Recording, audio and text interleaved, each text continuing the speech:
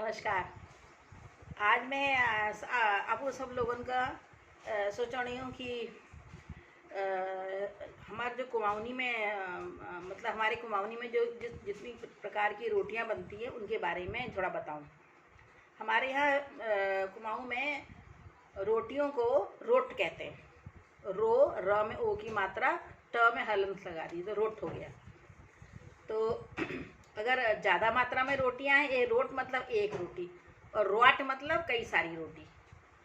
तो इस प्रकार से ये शब्द है। और हमारे यहाँ नो डाउट चावल बहुत कुमाऊँ में ज़्यादा खाया जाता है ज़्यादातर, किंतु रात में हमारे यहाँ चावल खाने की प्रथा नहीं है। रात में रोटियां ही बनती हैं। अब ये जो रोटी शब्द है, ये जिसको हम लोग रोटी या रोट कहते हैं, ये कई प्रकार की बनती है हमारे कुमाऊँ में। तो मैं आज उसी पर थोड़ा सा आप लोगों को जितना मुझे पता है मैं बताना चाहती हूँ। और कल मैंने एक जो आपको बताया था अलसी का नमक, तो उसको मैंने कहा था, मुझे नाम याद नहीं आ रहा। जब वीडियो पूरा हो गया तो मुझे याद आया। फ्लैक्सीड बोलते हैं उनको, फ्लैक्सीड बोलते हैं। और वो ऐसा करके ही ज़्यादातर लोग जानते हैं, वैसे अलसी बोलते हैं। तो अब ये है कि अब आज की इसमें आते हैं विषय पे, नहीं तो विषयांतर हो जाएगा। तो रोटी में हम लोग एक तो गेहूं की रोटी तो खाते ही हैं, वो तो मेन है। और पुराने समय में जिनके घरों में गेहूं नहीं हो पाता था, तो वो क्या करते थे, या गेहूं की कमी होती थी, तो वो जो पाहुने होते हैं, मेहमान होते हैं, उनके लिए गेहूं का आटा बचा के रखते थे। पहले गरीबी थी बहुत ज़्यादा, बहुत संसाधन नहीं थे, संचार के साधन नहीं थे, दुकानें इतनी आसपास नहीं थी, तो उसकी वजह से। और गांव जो है अपने अपने तक सीमित थे, वहीं बाटर सिस्टम से काम चलता था, एक दूसरे से लेन देन होके। तो उस समय की बात बता रही हूँ। तो उस समय ऐसा करते थे। पर और जो घर के लोगों के लिए मडुआ, जिसको रागी कहते हैं, एक प्रकार का रागी होता है, पर हमारे जो कुमाऊँ में जो रागी होती है, मडुआ होता है, उसका टेस्ट थोड़ा सा फ़र्क होता है, शायद क्लाइमेट की वजह से, जलवायु की वजह से होता हो।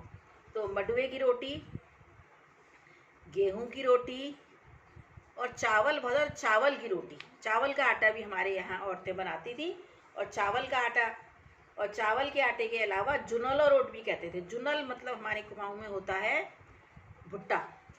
जिनके यहाँ भुट्टे की अधिक हो तो वो भुट्टे के दाने निकाल के उसका भी आटा घरी में पीस लेते थे।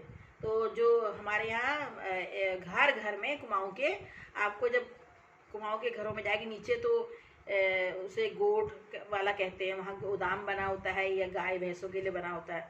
फिर बीच में ऐसे सीढ़ियाँ बनी होती हैं, आपने देखे होंगे फोटो में चित्र मकान के, जहाँ वो सीढ़ियाँ एकदम सीधे खड़ी ख़त्म होती है, वहाँ पर एक हल्का सा दालान जैसा होता है, मतलब खुली, और बीच में वहाँ पर जतार या चाक बोलते हैं, हाथ जिसको ऐसे ऐसे करके चलाते हैं, वो रखा होता था।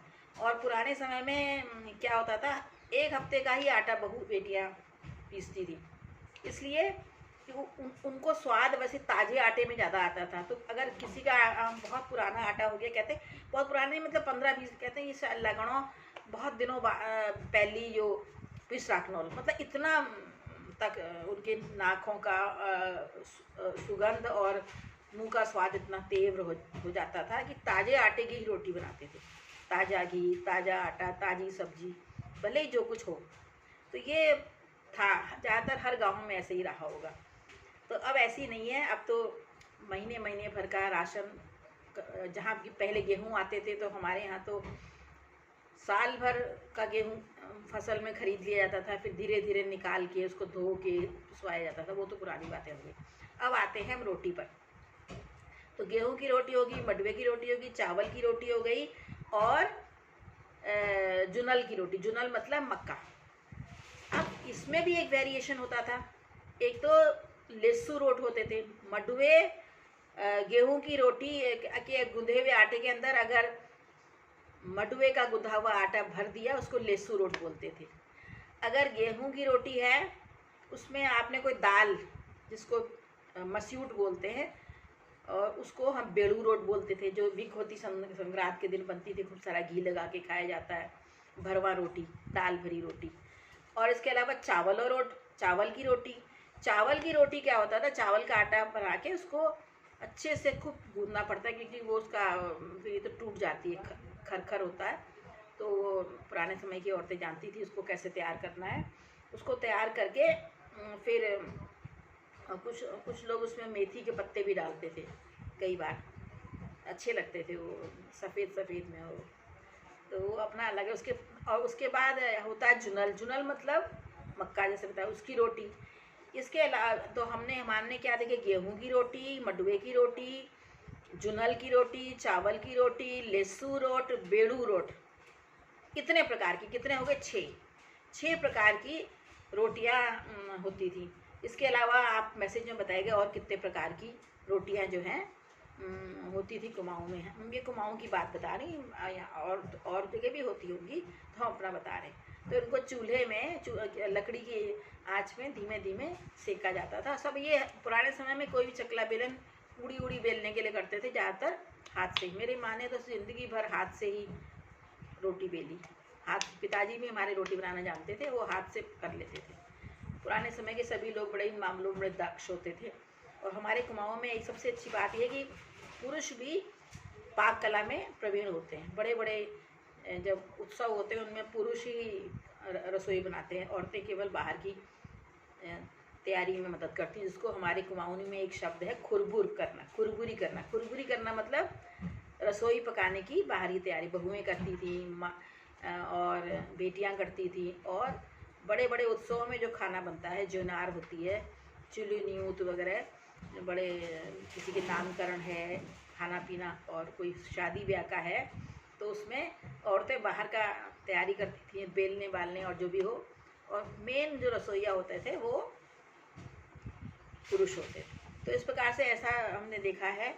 और जो रोटियां होती हैं, इसमें हमारे यहाँ रूखी रोटी नहीं दी जाती है, खासकर पावने को तो कतई नहीं। बच्चों और औरतें भले ही अपने लिए बचाने के लिए ना खाएं, किंतु इसे रोटी में घी लगाना हमारे यहाँ अच्छा माना जाता है।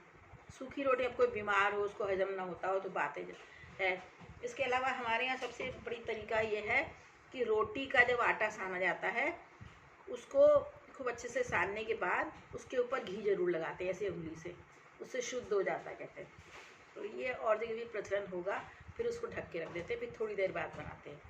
और मडुए के आटे को तो बहुत देर तक रखते नहीं है, नहीं तो वो छट नहीं बनता है।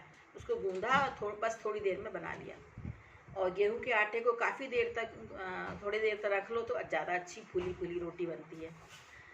इसके अलावा एक हमारे यहाँ एक खमीरी रोटी, हमारी ईटा कहती थी छेद वाली रोटी, हम लोग कहते थे। तो जैसे आटा बच गया गेहूं का और वो रख दिया, पहले फ्रिज नहीं होता था तो वो थोड़ा उठ जाता था। बहुत ज़्यादा उठा हो तो वो गाय भैंसों को खिलाया जाता है, किंतु जानवर को। किंतु जो हल्का हल्का उठा होता है उसको हाथ से ऐसे बेल के बनाती थी। उसके अंदर हल्का नमक वमक भर दिया, लगा दिया, और उसको, तो जब उसको ऐसे खोलो तो बड़ी अच्छी खुशबू आती थी, खट्टी खट्टी सी। उसमें छेद बने होते थे, तो हम लोग छेद वाली रोटी कहते थे। कभी कभी हम लोग कहते थे कि आज छेद वाली, ऊपर से खूब सारा ही हमारी माँ घर का बना हुआ, पहले घरों में ही बनता था, मक्खन या घी जो भी हो वो लगा के, या कभी शहद लगा के हम खाते थे। तो ये एक हम बता रहे, मेरे घर का चलन था, बाकी का मुझे पता नहीं। इसके अलावा अभी बहुत सी रोटियां और होंगी, मुझे ज़्यादा आता नहीं। अब एक वीडियो में कल बताऊंगी आपको, आज बस इतना ही, क्योंकि बहुत लंबे वीडियो हो जाते हैं तो फिर आप लोगों के इतनी व्यस्तता में आप लोग पता नहीं पूरा देखते नहीं देखते। मैं तो अपना कर्तव्य कर रही हूँ वीडियो बनाने का। तो वो है भदई रोट। वो भदई रोट क्या होता है, मैंने एक बार इसके बारे में एक लेख भी लिखा था, मतलब उसके बारे में बताया था। और पर कल मैं आपको बताऊंगी कैसे भदई रोट बनता है और क्या क्या उसमें पड़ता है और उसका क्या प्रयोजन होता है। और जितनी मैंने आज आपको रोटियां बनाई, इन सब के ऐसे ही पराठे भी बनते हैं। बस पराठों का ये होता है, थोड़ा बीच में घी भी लगा लेते हैं जिससे वो अच्छा सा हो जाए। और जैसे परतदार पराठे हम लोग अब बनाने लगे हैं, वैसे हमारे कुमाऊं में भी हमारी माताएं, हमारी दादियाँ, नानियाँ बनाती थी। और इस प्रकार से आज रोटी पर सारा प्रसंग है। देखिए, मैं अपने कुमाऊं की सारी पुरानी बातें आपको बताती हूँ, बीच बीच में और भी बहुत सी बातें बताती हूँ। इसको आप लोग ध्यान रखिएगा, आप हमारे आगे आने वाली पीढ़ी पर ये सब पता चले और उस पर शोध करें, देखें। तो इसके अलावा हाँ, कल मैं आपको भदई रोट तो बताऊंगी, एक झुरमुरी रोट भी होता है, और जितने प्रकार की रोटियां होती हैं, जैसे चिल्ले को भी हमारे रोट बोलते हैं, ये मैं बताना भूल गई थी। जैसे चावल का चीला हुआ तो चावल और चिलोड़ बोलते हैं, और गेहूँ पिस्यो चिलोड़, गेहूँ जुनोलो चिलोड़, और कोटू का चिल्ला। कोटू होता है ना, सिंघाड़े जो होता है, सिंघाड़े का तो पहले इतना प्रचलन नहीं था, अब होने लगा है। इस प्रकार से जो चिलड़ होता है वो सब मैं कल इसके बारे में आपको जितना मुझे ज्ञात है और मैं जानती हूँ और मैं बताऊँगी। तो आप बताइएगा आपको कैसा लगा, इसको देखिए और इसको प्रचारित करिए, प्रसारित करिए, और ये हम सबके भलाई में है कि हम भी कुछ हैं, हमारा भी खान पान, हमारे पूर्वजों ने भी को भी बहुत कुछ आता है, ये हम अग्रसारित कर रहे हैं, आगे ले जा रहे हैं। तो इसी के साथ में आप सबको मंगलमय दिन की कामना करते हुए अपना ये वीडियो समाप्त करती हूँ।